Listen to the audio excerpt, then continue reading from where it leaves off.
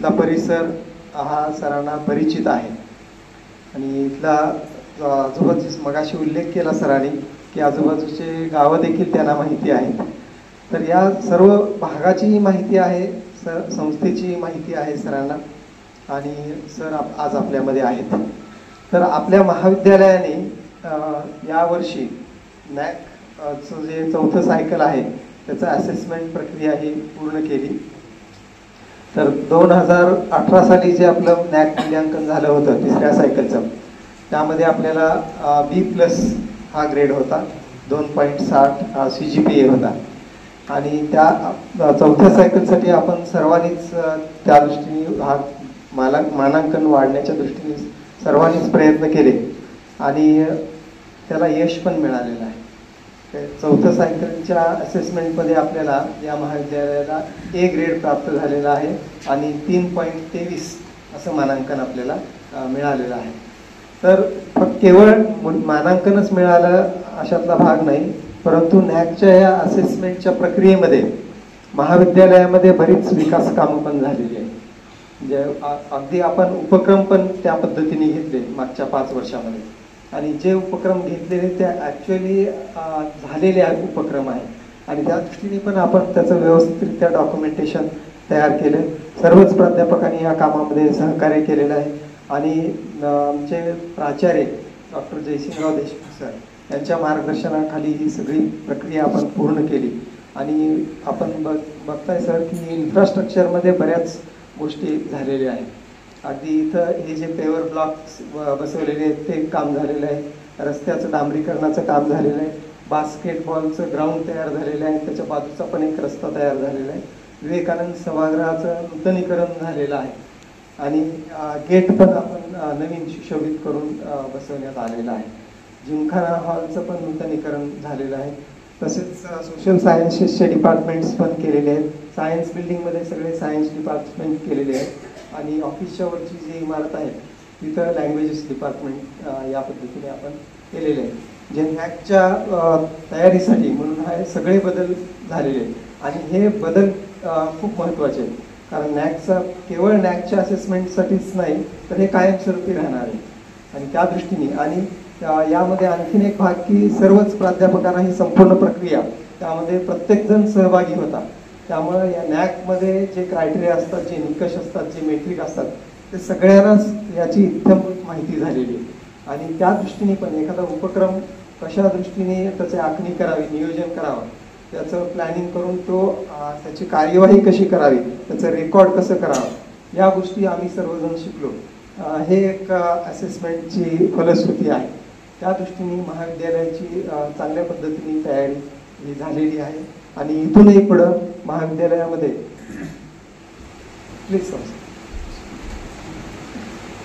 महाविद्यालयामध्ये जे नाविन्यपूर्ण उपक्रम आहेत ते राबवण्याच्या दृष्टीने नियोजन केलं जात आहे आणि ही निरंतर चालणारी प्रक्रिया आहे. फक्त केवळ नॅकसाठीच म्हणून आपण करतोय असं नाही, तर दरवर्षी हे वार्षिक नियोजन असतं, त्याप्रमाणे आपण उपक्रम घेतो, त्याचं डॉक्युमेंटेशन तयार करतो आणि त्याचा वार्षिक अहवाल पण आपण नॅकला वेळेत सादर करतो. मागच्या अनेक 5-6 वर्षाच्या देखील आपण वार्षिक अहवाल जो आहे तो अगदी वेळेत सादर केलेला आहे.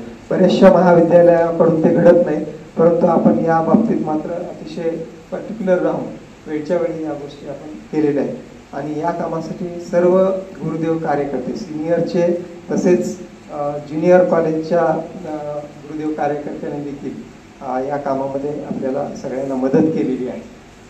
तर हा एकंदरीत महाविद्यालयाचा आढावा आहे आणि इथूनही पुढं आम्ही याच पद्धतीने कार्य सुरू राहील आपल्याला ग्वाही देतो आणि थांबतो. धन्यवाद. आणि विद्या समितीच्या वतीनं आपल्या सर्वांचं हार्दिक हार्दिक अभिनंदन. नॅकमध्ये आपण जे यश मिळवलं आहे कारण मला याची कल्पना आहे की अनेक म्हणजे नामवंत महाविद्यालय जे आहेत त्यांना देखील ही गोष्ट शक्य होत नाही की हे मानांकन मिळवणं आणि आता या नवीन शैक्षणिक धोरणामध्ये तर हे आणखी अवघड झालेलं आहे की नॅक हे मानांकन मिळवणं. आणि अशा परिस्थितीमध्ये आपण सर्वांनी परिश्रमपूर्वक या सर्वच नॅकच्या निकषांची पूर्तता करून नॅकचं मानांकन मिळवलेलं आहे. निश्चितच मला वाटते मराठवाडा विद्यापीठामध्ये देखील एक मी BEdला ज्यावेळी होतो त्यावेळीपासून किंवा त्याच्या पूर्वीपासून मी पाहतोय की मराठवाडा विद्यापीठातलं एक टॉपचं महाविद्यालय म्हणून या महाविद्यालयाकडे पाहिलं जातं आणि तुम्हा आम्हावर एक मोठी जबाबदारी आहे. जसं आम्हाला सातत्यानं उल्लेख केला जातो की त्यामुळे तेवढीच जबाबदारी देखील वाढते की संस्थेची वाटचाल जी आहे किंवा तुम्हाला सर्वांचाच एक बघण्याचा दृष्टिकोन वेगळा असतो. त्यामुळं आम्हाला देखील ती एक जबाबदारी मोठी आहे आणि ती आमच्या परीनं आम्ही प्रयत्न पार पाडण्याचा प्रयत्न करतो. मात्र तुम्हा सर्वांचं सहकार्य हे त्या दृष्टिकोनातून अतिशय महत्वाचं आहे आणि खऱ्या अर्थानं या मला वाटतं मराठवाड्यानं स्वामी विवेकानंद शिक्षण संस्थेवर बापूजींच्यावर अफाट प्रेम केलेलं मी पाहतोय. कारण BEdला असताना देखील आणि नंतर देखील इथं असणाऱ्या गुरुदेव कार्यकर्ते म्हणजे काही लोक हे महाराष्ट्राच्या वेगवेगळ्या भागामधून येतात आणि इथे जे स्थानिक आहेत तर त्यांचं संस्थेवर प्रचंड प्रेम असलेलं आम्हाला पाहायला मिळतं. अनेक वेळेला आम्ही पाहतोय की ज्यावेळी आम्ही इथं येतोय त्यावेळी इथल्या स्थानिकांनी संस्थेच्या अनेक संकटांच्या आणि आव्हानांच्या काळामध्ये देखील मराठवाड्यानं सातत्यानं संस्थेला साथ दिलेली मी पाहतोय आणि ही जबाबदारी आता तुमच्या आमच्यावर आहे की ज्या पद्धतीनं आपल्या पूर्वीच्या गुरुदेव कार्यकर्त्यांनी संस्थेच्या पाठीशी नेहमीच संस्थेच्या पाठीशी राहिलेले आहेत. संस्थेच्या विकासामध्ये महत्वाचं योगदान इथले गुरुदेव कार्यकर्ते असतील किंवा इथले लोकप्रतिनिधी किंवा संस्थेचे हितचिंतक सर्वजण असतील तर यांनी प्रत्येक वेळेला संस्थेच्या पाठीशी ठामपणे राहिलेले आहेत आणि सातत्यानं सर्वच बाबतीमध्ये सहकार्य इथल्या सर्वच हितचिंतकांनी केलेलं आहे. तर ही जाणीव आपण प्रत्येकानं ठेवली पाहिजे आणि या कॉलेजच्या आणि पर्यायानं विद्यार्थ्यांच्या विकासामध्ये महत्त्वपूर्ण योगदान देण्याचा प्रयत्न आपण प्रत्येकानं करणं आज गरजेचं आहे. कारण काही आता आज पुण्यासारख्या किंवा महाराष्ट्रातल्या काही आपण जर सधन भाग बघितला किंवा कोल्हापूर शहरासारखा देखील भाग जर आपण बघितला तर तिथं एकंदरीत सधन परिस्थिती असल्यामुळे शिक्षणाची विद्यार्थ्यांच्यामध्ये तळमळ एक एन्जॉय करायचं म्हणून कॉलेजला येणारे विद्यार्थ्यांचं प्रमाण काही प्रमाणात वाढलेले पाहायला मिळतं आणि इथं मात्र परिस्थिती ही पूर्ण उलट आहे. इथं कुठंतरी शिक्षण आपल्याला घ्यायचं आहे आणि या शिक्षणाच्या माध्यमातून आपल्या कुटुंबाचा आणि पर्यायानं एकंदरीत आपल्या प्रदेशाचा विकास करायची ही कुठंतरी तळमळ आणि कष्ट करण्याची तयारी इथल्या विद्यार्थ्यांच्या मध्ये आहे.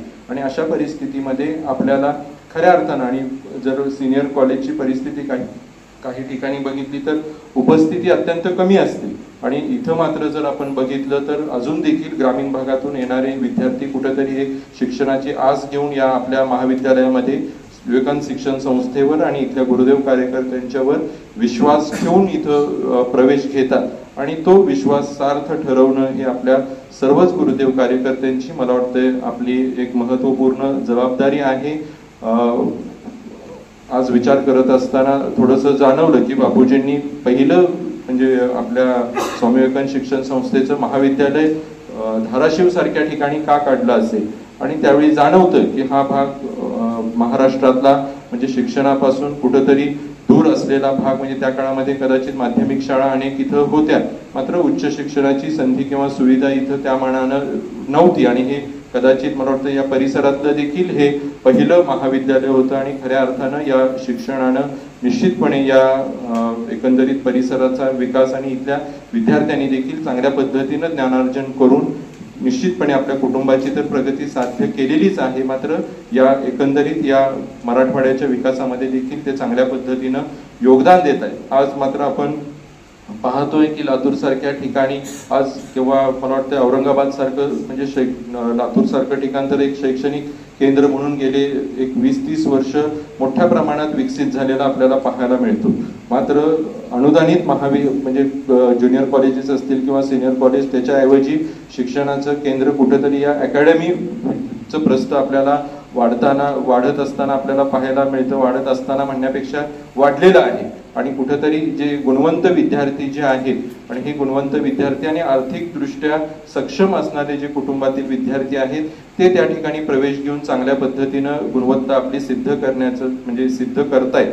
मात्र अजून देखील जे परिस्थिती सर्वसामान्य परिस्थिती असणारे जे वंचित घटकातील मुलं आहेत विद्यार्थी आहेत तर त्यांना देखील त्याच दर्जाचं शिक्षण अकॅडमीमध्ये मिळणारं शिक्षण आज मला वाटतं आपण आपल्या संस्कार केंद्रामध्ये देणं हे अत्यंत गरजेचं आहे आणि तेवढ्या क्षमतेचे प्राध्यापक निश्चितपणे आम्हाला विश्वास आहे की आपल्या महाविद्यालयामध्ये देखील आहेत आणि ती प्रेरणा आपण बापूजींच्याकडून आणि आज आपण बघतोय की आपल्या संस्थेचे कार्याध्यक्ष अभयकुमार साळुंके साहेब आज वयाच्या 80व्या वर्षी देखील एवढ्या लांब, म्हणजे काही वेळा आम्ही तरुण असून पण मला वाटते 3 वर्षांना कदाचित किंवा किती वर्षांना आलो मला माहित नाही, मात्र साहेबांची ही मराठवाड्यामध्ये जी भेट आहे ती सातत्यानं वेगवेगळ्या निमित्तानं होत असते आणि अशा परिस्थितीमध्ये त्यांच्याकडे म्हणजे जरी कदाचित इथं आता मी बघतोय की बहुतांश लोक म्हणजे बापूजींना पाहिलेले कदाचित कुलसागर सर आणि कोण आहेत का आणि मॅडम आहेत, म्हणजे 2 म्हणजे त्या एकाच कुटुंबातले आहेत.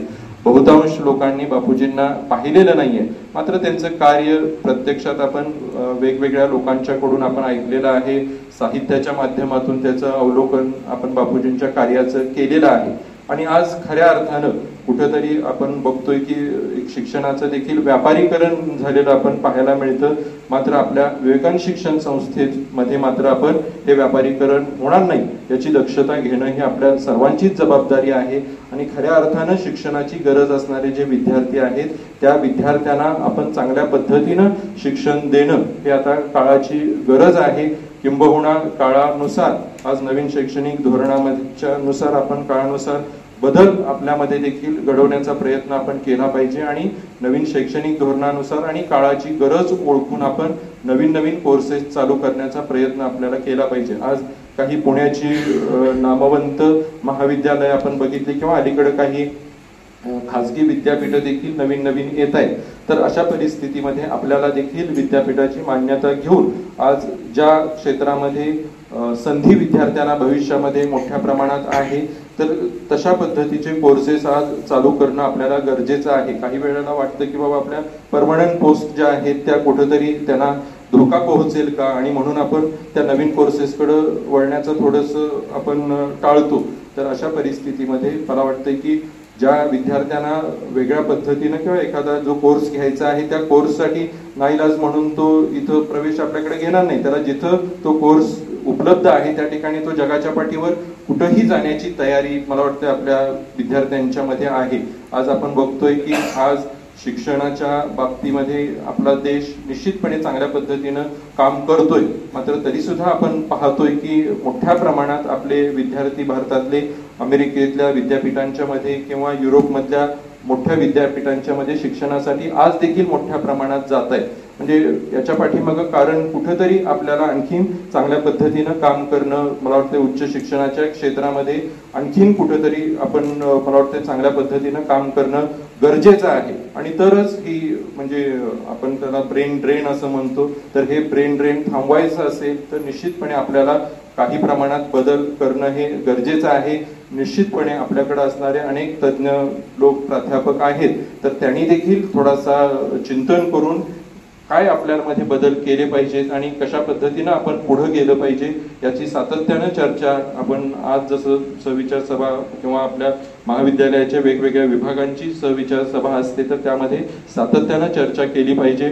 किंबहुना मला वाटतं महाविद्यालयांच्या बाबतीमध्ये आज परदेशी जी काही नामवंत विद्यापीठं आहेत त्यांच्यामध्ये सामंजस्य करार काही करता येईल का हे देखील आपण प्राधान्यानं पाहिलं पाहिजे आणि मला वाटते कदाचित या मराठवाड्यातलं पहिलं महाविद्यालय होण्याचा मान देखील या महाविद्यालयांना घ्यावा की बाबा एका ऑक्सफर्ड सारख्या कॅम्ब्रिज सारख्या विद्यापीठाच्या किंवा अमेरिकेतलं MIT सारखं विद्यापीठ आहे की तिथल्या विद्यापीठाशी एखादा सामंजस्य करार करून आपल्या विद्यार्थ्यांना देखील मला वाटते जत सारख्या दुर्गम आणि दुष्काळी भागातल्या विद्यार्थ्यांच्यासाठी जपान सारख्या देशाशी सामंजस्य करार करून तिथल्या प्राध्यापकांनी जपानमध्ये शिकण्यासाठी कोरियामध्ये शिकण्यासाठी विद्यार्थी गेले. आपल्या इथले विद्यार्थी तसं कोण म्हणजे कदाचित आमची माहिती म्हणजे मी मान्य करतो थोडंसं माध्यमिक कडचंच काम एवढं असल्यामुळं जरा सिनियर कॉलेजकडं लक्ष देणं तेवढं आम्हाला शक्य झालेलं नाहीये. मात्र तिथल्या जबाबदारीतनं थोडंसं गुरुदेव कार्यकर्ते आणखीन तयार झाले की आम्ही ती जबाबदारी त्यांच्याकडे सोपवू आणि थोडंसं महाविद्यालयांच्याकडे देखील, कारण तिथं पण आज तुम्ही सगळेजण चांगलं काम करतायच, मात्र याची कल्पना आम्हाला आहे की बरोबर एखादा पळणार असेल तर त्याच्याबरोबर आणखीन गती मिळणं ती म्हणजे निश्चितपणे आपण पाहतोय की वेगवेगळ्या क्षेत्रामध्ये निश्चितपणे त्या माध्यमातून गती मिळते. तर आपण सगळ्यांनी मिळून निश्चितपणे चांगल्या पद्धतीनं काम इथून पुढच्या आतापर्यंत केलेलंच आहे आणि इथून पुढे देखील आपल्याला ते करायचंच आहे. तर तसं सामंजस्य करार काय या महाविद्यालयाचा कुठल्या झालेला आहे का? इतर भारतातल्या किंवा महाराष्ट्रातल्या इतर विद्यापीठाशी झालेला असेल तर आम्हाला आवर्जून आनंद होईल की बाबा आपल्या रामकृष्ण परमहंस महाविद्यालयाचा सामंजस्य करार हा ऑक्सफर्ड विद्यापीठाशी किंवा कॅम्ब्रिज असेल किंवा इतर अनेक जी नामवंत विद्यापीठ आहेत तर त्यांच्याशी निश्चितपणे नजीकच्या काळामध्ये आणि मला वाटते प्राचार्य आपले जयसिंहराव देशमुख सर आहेत त्यांच्या काळातच तो झाला तर आणखीन म्हणजे त्यांना देखील त्यांच्या म्हणजे जी आतापर्यंतची कारकीर्द आहे तर ती देखील आणखीन त्याच्यामध्ये उत्तुंग यश या निमित्तानं आपल्याला निश्चितपणे मिळणार आहे. याबरोबरच मला वाटते आज संशोधनाच्या बाबतीमध्ये आपण बघतोय की युरोपसारख्या देशामध्ये किंवा युरोपसारख्या खंडामध्ये आणि अमेरिकेसारख्या देशामध्ये मोठ्या प्रमाणात संशोधनाच्या क्षेत्रात काम करून पेटंट मिळवले जातात. मला वाटतं नुकतंच विवेकानंद महाविद्यालय आणि विद्यापीठातल्या प्राध्यापकांनी मिळून एक पेटंट नुकतंच मला आता ते क्षेत्र आठवत नाहीये मला वाटतं कर्करोगाच्या संदर्भातच ते पेटंट मिळवलेलं आहे. तर अशा पद्धतीनं आपल्या महाविद्यालयाला देखील काही पेटंट मिळवता येईल का या दृष्टिकोनातून देखील मला वाटतं आपण विचार केला पाहिजे. लॉ कॉलेजचे प्राचार्य आहेत, BEd कॉलेजचे प्राचार्य आहेत तर त्यांनी देखील आज खऱ्या अर्थानं चांगले शिक्षक घडणं आज गरज आहे. कारण आपण बघतोय मधल्या काळामध्ये शैक्षणिक क्षेत्रामध्ये म्हणजे एक 4 वर्षाच्या पाठीमागं पवित्र पोर्टलची भरती होत नव्हती आणि त्यामुळं कुठेतरी चांगले गुणवंत विद्यार्थी म्हणजे पूर्वीच्या एक 15 वर्षाच्या किंवा आम्ही ज्यावेळी शिकत होतो त्यावेळी BEd कॉलेजची अशी अवस्था होती की डोनेशन देऊन प्रवेश मिळवावा लागायचा आणि या मधल्या 10 वर्षाच्या पाठीमागचा काळ जर आपण बघितला की नापास झालेले विद्यार्थी किंवा ज्यांना कुठंच ऍडमिशन कुठं घेत नाहीत घरातच बसलेले आहेत त्यांचं फक्त ऍडमिशन तिथं दाखवण्यापुरतं असे शिक्षक आता मग नंतरच्या काळामध्ये शिकवण्यासाठी जर त्या शिक्षण क्षेत्रामध्ये निश्चितपणे त्यांनी देखील म्हणजे ते काय म्हणजे आयुष्याच्या वाटेवर यश अपयश हे प्रत्येकाला येत असतं म्हणजे नेहमीच आपल्याला यश मिळेल असं नाही मात्र त्या अपयशातून देखील चांगल्या पद्धतीनं पुढं दिशा मिळवणारे अनेक लोक आपण महान लोक बघितलेले आहेत की मला वाटते महान लोक देखील आपल्या आयुष्यामध्ये काही वेळेला त्यांना अपयश आलेलं होतं मात्र त्या अपयशातून खचून न जाता त्यांनी चांगल्या पद्धतीनं यश मिळवलेलं देखील पाहिलेलं आहे. त्यामुळे त्या जे कोण DEd त्या काळात झालेले आहेत ते देखील चांगल्या पद्धतीनं तळमळीनं त्यांनी शिकवत असतीलच मात्र कुठंतरी त्या काळामध्ये गुणवंत विद्यार्थ्यांची कमतरता या शिक्षण क्षेत्रामध्ये मधल्या काळामध्ये झाली. आता पुन्हा एकदा ती चांगला प्रवाह निर्माण झालेला आहे की चांगल्या पद्धतीनं मेरिटचे विद्यार्थी या शिक्षण क्षेत्रामध्ये देखील येत आहेत मात्र काही वेळेला उपस्थिती इतर महाविद्यालयांमध्ये जशी कमी असते तसं मी पाहतोय की उपस्थितीचं प्रमाण देखील अजून कमी आहे. तर ती उपस्थिती राहून विद्यार्थ्यांचं जे काही DEd आणि BEd कॉलेजचे जे विद्यार्थी आहेत त्यांचं प्रशिक्षण योग्य पद्धतीनं करणं आणि उद्याचे आदर्श शिक्षक घडवणं ही महत्वाची जबाबदारी BEd कॉलेज आणि DEd कॉलेजची आहे. तर त्या पद्धतीनं त्यांनी काम करावं असं त्यांना देखील या निमित्तानं मी विनंती करतो. लॉ कॉलेजच्या बाबतीमध्ये एक क्षेत्र न्यायाधीशांचं किंवा न्यायपालिका हे एक क्षेत्र असं आहे की त्याच्यावर आपण अजून देखील भारतीय लोकांचा म्हणजे खूप चांगला विश्वास या क्षेत्रावर आहे. तो विश्वास आणखीन चांगल्या पद्धतीनं वृद्धिंगत व्हावा आणि न्याय यंत्रणा आणखीन सक्षम व्हावी आणि त्याच पद्धतीनं न्याय देण्यासाठी काही प्रमाणात वेळ होतोय मात्र निश्चितपणे नजीकच्या काळामध्ये सातत्यानं न्याय यंत्रणेमध्ये देखील आपलं शासन सातत्यानं मला वाटतं आता नवीन कायदा देखील पूर्ण मला वाटतं इंडियन पिनल कोड होता त्याऐवजी आता नवीन कायदा न्याय संहिता देखील आलेली आहे आणि त्या माध्यमातून निश्चित न्यायदान म्हणजे न्याय मिळण्याला गती निश्चितपणे मिळेल आणि त्या माध्यमातून इथं देखील चांगले न्यायाधीश आणि चांगले वकील या महाविद्यालयांमध्ये घडावेत आणि ही शुभेच्छा मी त्यांना देखील देतो आणि त्यांनी देखील त्या पद्धतीनं बापूजींच्या कार्यावर श्रद्धा ठेवून कारण आपल्याला सगळ्यांना माहीत आहे की बापूजी आजारी असताना देखील म्हणजे कदाचित नवीन लोकांना कितपत माहीत आहे किंवा नाही मला माहीत नाही, मात्र शेवटचे 7-8 वर्ष जे आहेत ते बापूजी पार्किन्सन सारख्या दुर्धर आजारानं, ज्या आजारावर अजून देखील फारसं काही उपचार उपलब्ध झालेले आहेत असं नाहीये, म्हणजे अजून देखील तो आजार त्याच पद्धतीनं खूप म्हणजे त्या आजारामध्ये जो आजार ज्या व्यक्तीला झालेला आहे त्यांना अनेक त्रासांना शारीरिक आणि मानसिक खूप त्रास सहन करावा लागतो, तर असा दुर्दैवानं आजार जो आहे तो बापूजींना झाला. मात्र अशा परिस्थितीमध्ये देखील त्यांची तळमळ सातत्यानं संस्थेच्या विकासासाठी, त्यावेळी देखील ते रायगड सारख्या कोकणामध्ये जात होते किंवा इकडं मराठवाड्यामध्ये देखील या अशा आजारी अवस्थेमध्ये देखील ते येत होते. तर ही त्यांची तळमळ जी आहे, शिक्षणाच्या प्रती असणारी तळमळ, ही कधीच आपण विसरता कामा नये. म्हणजे त्यांनी जे काम केलेलं आहे आणि त्यावेळेचे अनेक जे पदाधिकारी आपल्या संस्थेचे होते, या सर्वांनीच आपल्या कुटुंबाकडं किंवा आपल्या वैयक्तिक समृद्धीकडं किंवा वैयक्तिक आपल्या प्रगतीकडं लक्ष न देता संस्थेच्या विकासामध्ये त्यांनी योगदान दिलं. आणि आज आपण हे शिक्षणाचं जे वैभव पाहतो हे कुठंतरी त्या सर्वांनी त्याग केलेला आहे, त्यांनी तळमळीनं आपली कर्तव्य पार पाडलेली आहेत, म्हणून आज कुठंतरी आपण चांगले दिवस आपल्याला पाहायला मिळतात. आणि निश्चितच काही कदाचित निश्चित मी सहमत आहे, अजून देखील काही लोक कदाचित CSP असतील किंवा टेम्पररी असतील, मात्र एक काळ होता की संस्थेला चांगल्या म्हणजे अधिकार सर्व होते, त्यावेळी निश्चितपणे संस्थेनं चांगल्या पद्धतीनं न्याय देण्याचा प्रयत्न केला. आज म्हणजे संस्थेनं शिक्षणाच्या बाबतीमध्ये जो चांगला वारसा जपण्याचा प्रयत्न करणारे जे काही गुरुदेव कार्यकर्ते होते, मला वाटतंय अनेक म्हणजे मी पाहतोय की आपल्या संस्थेमध्ये जे त्यागानं आणि समर्पित वृत्तीनं गुरुदेव कार्यकर्ते काम करणारे होते, त्यांची 3री पिढी देखील आज संस्थेमध्ये संधी काम करण्याची त्यांना मिळते. म्हणजे त्याची नावं मी घ्यायला पाहिजेत असं नाही, मात्र संस्थेसाठी ज्यांनी त्याग केलेला आहे, योगदान दिलेलं आहे, त्यातल्या अनेक गुरुदेव कार्यकर्ते म्हणजे त्यांची पुढची पिढी किंवा 3री पिढी देखील आपल्या संस्थेमध्ये काम करत असताना आणि चांगल्या पद्धतीनं संस्थेला आपल्या परीनं योगदान देण्याचा प्रयत्न करते.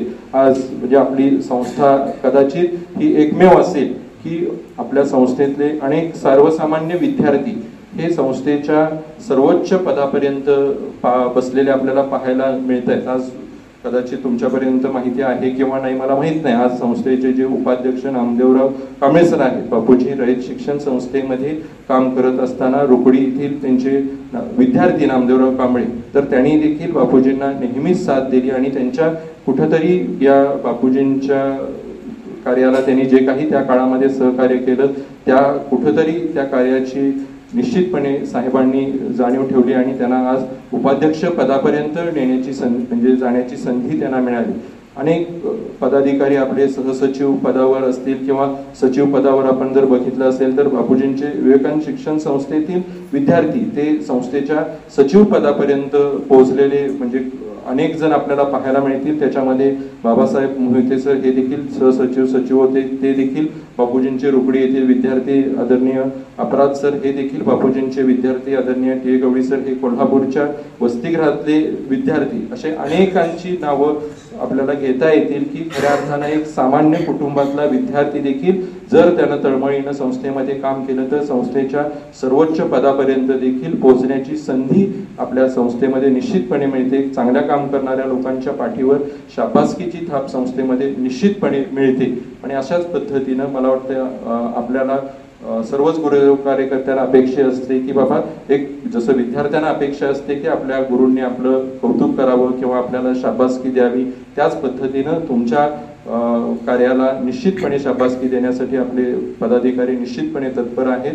तुम्ही सर्वांनी आपल्या परीनं संस्थेच्या विकासामध्ये निश्चितपणे तुम्ही योगदान देत आहात. आणखीन चांगल्या पद्धतीनं योगदान देण्यासाठी प्रयत्नशील राहावं अशी या निमित्तानं अपेक्षा व्यक्त करतो. आणि मला वाटतं कदाचित कोणाची बस चुकली नाही ना किंवा कुठं जाण्याची वेळ त्याबद्दल जर चुकली असेल तर त्याबद्दल दिलगिरी देखील व्यक्त करतो. कारण अनपेक्षित आणि एवढ्या लांब आलेलो आहे आणि तुम्ही सगळेजण आलेला आहात आणि इतर वेळेला कॉलेजचं काम चालू असताना कदाचित आपल्याला एवढ्या वेळ बसता तास सोडून किंवा आपलं लेक्चर सोडून आपल्याला बसता आलं नसतं. मात्र आज निश्चितपणे तुम्ही सर्वजण आज उपस्थित आहात. कदाचित एक ज्यांना गडबड आहे त्यांनी काहीही कुठेतरी शिष्टाचार सोडून गेलं तरी चालेल आणि ज्यांना वाटतंय की सरांना काही सूचना, कारण बऱ्याच वेळेला आमच्याकडे गुरुदेव कार्यकर्ते येतात की प्राधान्यानं बदलीची अडचण असते.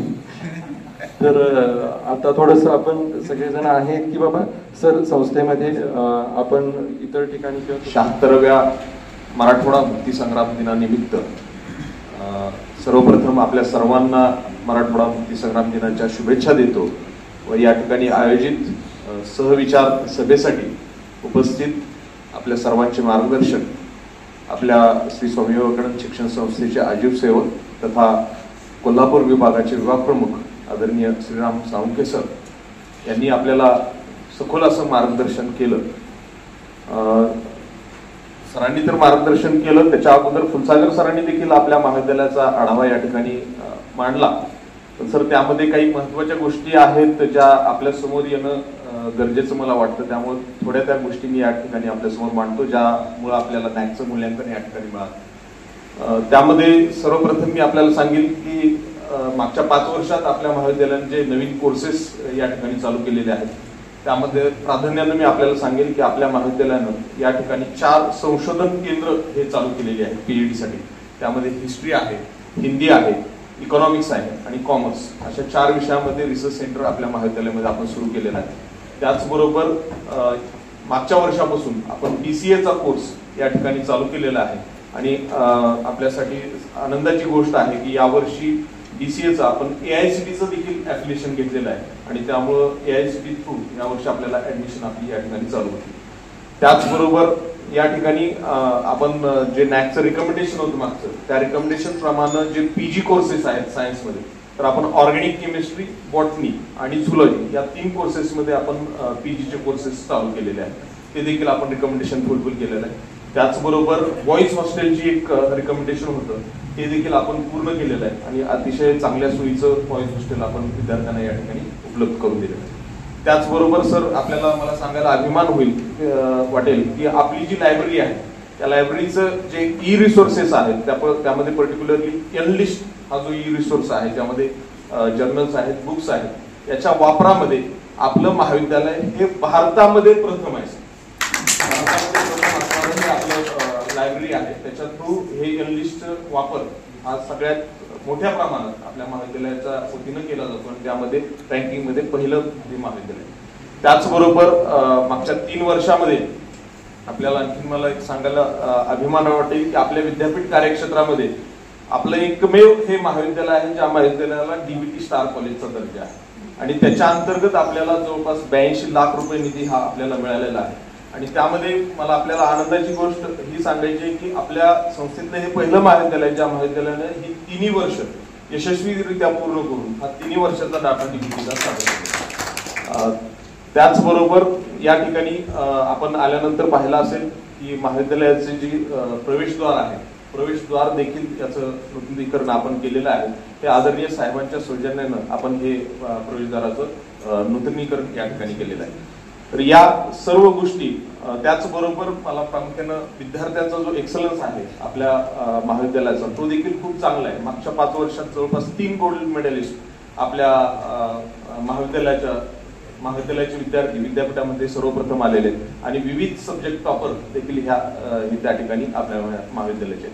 तर हा थोडक्यात आढावा आहे. आणखी काही ज्या गोष्टी आहेत आताच मी आपल्याला सांगितलं की आचार्य चाणक्य कौशल विकास केंद्र आपण चालू करतोय आणि मुख्यमंत्री युवा कार्य प्रशिक्षण योजनेअंतर्गत देखील आपण या ठिकाणी जे ह्युमन रिसोर्स आहेत त्यासाठी माणसांची उपलब्धता देखील या ठिकाणी केलेली आहे. तर हा थोडक्यात आढावा आहे. आपण आणखीन भेटी दरम्यान त्या संदर्भात या ठिकाणी चर्चा करू.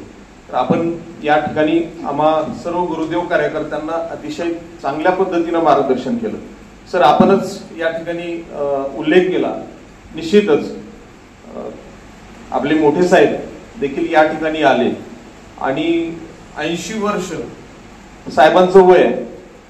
तर सर त्या दिवशी सरांनी सांगितल्याप्रमाणे सर्वांबरोबर साहेबांनी संवाद तर साधला पण संपूर्ण महाविद्यालय फिरून वर जाऊन शेवटी म्हणजे विवेकानंद सभागृह जे आहे त्याचं रिनोव्हेशन केलेलं आहे ते म्हणलं साहेब आपण भरपूर फिरलेलो आहे आपण तरी देखील साहेबांनी स्वतः जाऊन विवेकानंद सभागृह पाहिजे आणि त्यानंतर तुळजाभवानीचं दर्शन घेण्यासाठी साहेब स्वतः खाली होतं. म्हणजे आमच्या समोर हा 80 वर्षाचा तरुण या ठिकाणी या पद्धतीनं साहेब आमच्या समोर वावरत होते आणि निश्चित ही ऊर्जा आम्हाला त्या दिवशी खूप काही सांगून गेली. आम्हाला एक पुढं मार्गक्रमण करण्यासाठी एक चांगली ऊर्जा आम्हाला या ठिकाणी भेटली. आणि आज आपण देखील ज्या पद्धतीनं आपलं विजन आहे, जरी सर्वांनी सांगितलं असेल आपण या ठिकाणी वारंवार आलं पाहिजे. निश्चित मॅडम साहेब सरांनी तर या ठिकाणी आलं पाहिजे. पण मी खात्रीनं तुम्हाला सांगतो की राम सर असतील, कौस्तुभ सर असतील, साहेब असतील, मॅडम असतील, यांचं अतिशय चांगलं लक्ष आपल्या महाविद्यालयाकडे असतं. वारंवार चौकशी असते, प्रत्येकाशी संवाद असतो आणि प्रत्येक होणाऱ्या घडामोडींच्या संदर्भात आता मी पतसंस्थेच्या मीटिंगच्या वेळेस त्या ठिकाणी जात असताना त्या ठिकाणी चर्चा देखील त्या पद्धतीने होते. आणि आपल्या सर्वांची काळजी, आपल्या महाविद्यालयाचा प्रोग्रेस हे सातत्यानं त्या ठिकाणी सर हे त्या ठिकाणी विचारत असतात.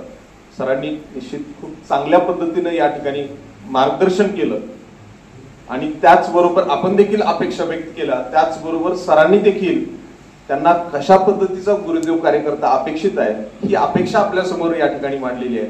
निश्चित सर मी आपल्याला ग्वाही देतो की त्याच पद्धतीचा गुरुदेव कार्यकर्ता होण्याचा प्रयत्न आम्ही निश्चित करू आणि त्या पद्धतीनं काम करण्याचा देखील या ठिकाणी प्रयत्न करू अशी ग्वाही आपल्याला या ठिकाणी देतो. आपण आम्हा सर्वांना अतिशय चांगलं असं मार्गदर्शन केलं. निश्चित हे मार्गदर्शन आम्हाला पुढे मार्गक्रमण करत असताना प्रेरणादायी आहे. आपण हे मार्गदर्शन केलं त्याबद्दल मी आपले महाविद्यालयाच्या वतीने या ठिकाणी आभार व्यक्त करतो. तसेच आपल्या महाविद्यालयाचे प्रभारी प्राचार्य तसेच IQACचे प्रमुख फुलसागर सर यांनी देखील या ठिकाणी अतिशय छान असं मार्गदर्शन केलं. राम सर मला सांगायला आवडेल की IQACचे कोऑर्डिनेटर आपले फुलसागर सर होते. ज्यावेळेस स्नॅक्सचं काम चालू होतं, सर आता रिटायर होत आहेत, पण काम करत असताना आम्ही ज्या पद्धतीनं तरुण मंडळी काम करतोय त्या तरुण मंडळीच्या बरोबर त्याच पद्धतीनं राहून सरांनी देखील त्या ठिकाणी काम केलं. ती निश्चित महत्वाची गोष्ट आहे आणि ती एक प्रेरणा आम्हाला काम करत असताना त्या ठिकाणी निश्चितच होती. सरांनी देखील आपल्याला या ठिकाणी असं छान मार्गदर्शन केलं त्याबद्दल सरांचे देखील या ठिकाणी आभार व्यक्त करतो. तसेच आपल्या श्रीमती सुशीलदेव सावंत कॉलेज ऑफ एज्युकेशनचे सन्माननीय प्राचार्य आदरणीय कांबळे सर या ठिकाणी उपस्थित राहिले, त्यांचे देखील आभार व्यक्त करतो. तसेच डॉक्टर बापूजी साळुंखे विधी महाविद्यालयाचे प्राचार्य डॉक्टर कायला कृष्णमूर्ती सर हे देखील या विचार सभेसाठी उपस्थित राहिले, त्यांचे देखील आभार व्यक्त करतो. तसेच आपले ज्युनियर विभागाचे प्राचार्य आदरणीय क्षीरसागर सर सूर्यवंशी सर या ठिकाणी उपस्थित राहिले, त्याबद्दल त्यांचेही आभार व्यक्त करतो. आणि अध्यक्षांच्या परवानगीने ही सहविचार सभा संपली असं जाहीर करतो. धन्यवाद.